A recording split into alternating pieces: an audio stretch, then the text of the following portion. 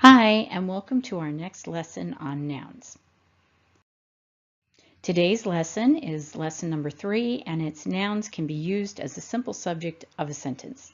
Today we're going to focus on what is a simple subject, and then in other lessons we'll talk about what a complete subject is, and you'll see the difference between what we call a simple subject versus a complete subject. So for today we're just going to look at a simple subject. To review, a noun is a person, place, thing, or idea. And our next lessons are going to look at how a noun can be used in different ways in a sentence. Now, the first way is a common way to use a noun, and it's as the simple subject of a sentence. A subject of a sentence tells you who or what is doing the action or is doing something in a sentence. Now we're going to focus on that as our definition and our way of remembering and identifying what a subject is. A common way that other people explain it is what your sentence is about. I say ignore that kind of explanation because in all my years of teaching, I have found that it confuses the students. I have found that the easiest way to remember what a simple subject is if you ask yourself who or what is doing the action, or who or what is doing something in the sentence.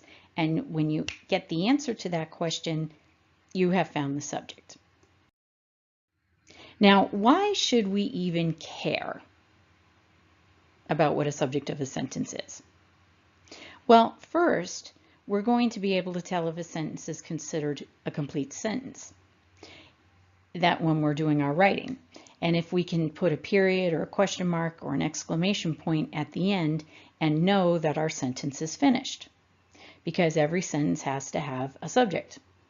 Second, we will need to know what our subject is.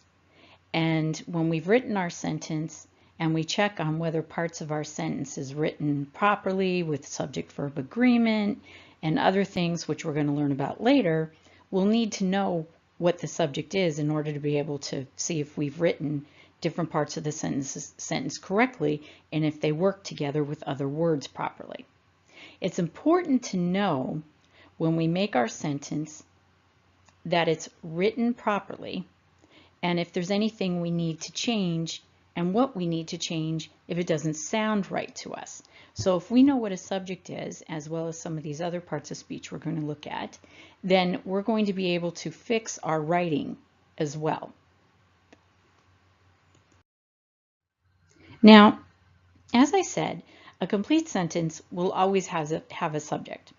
If it doesn't have a subject, which is a who or what doing something or an action in the sentence, that group of words is not called a sentence. It is likely going to be what we call a fragment, which is an incomplete sentence, and we don't want to have those in our writing unless we're doing it in kind of intentionally as a way to add variety to our writing, and usually creative writers are the ones who do that kind of thing. But if we're going to be handing in an assignment to be graded, we usually want to avoid all fragments. Now, in order to be able to identify the subject of a sentence, again, we're going to ask ourselves this question.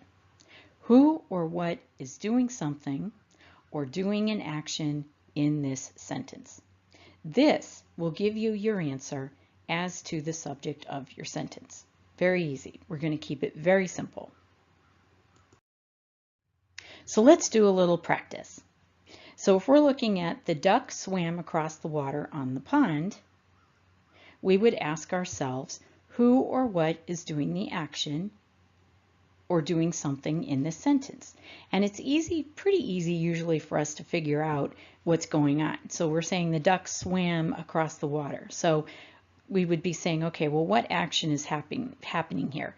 Well, something is swimming. What is swimming? Or who is swimming? Who swam? What swam? Well, our answer would be the duck. So there is our simple subject, duck. The sunset filled the sky with bright colors. Again, let's ask ourselves who or what is doing an action or doing something in the sentence. Well, it looks like they're filling the sky with bright colors. So what filled the sky with bright colors? sunset. That's our simple subject, sunset, just the one word. Tony ran the race in record time. Again, let's ask, what is the action that they're doing? Well, someone ran the race. They ran. Who's running? Tony. So Tony is our simple subject. In the morning, the squirrels jumped from branch to branch through the trees. Now you can see this sentence is longer and there's a little bit more to it, but we still want to identify who or what is doing something in the sentence. Let's see, what are they doing? Really the only word I see here where something is doing something is jumped. They jumped, that's what they're doing. Who jumped? Squirrels. So squirrels, just the word squirrels, is our simple subject. Enjoying the joke. Susan laughed out loud. Now, who or what is doing something? Now here, this could be a little bit confusing because enjoying sounds like they're doing something, and laughed sounds like they're doing something. And if you'll notice, both of those actions are still describing the same person or what who is doing something. Well, Susan is the one who's enjoying the joke and she's laughing out loud. And the reason why this works out so well, even though there's two actions, and that they're describing this one person, is because this sentence is written properly. Because we have a participial phrase, we're going to go further into those, later. And this is important again because the writing will be correct if we're using that kind of phrase properly with the subject.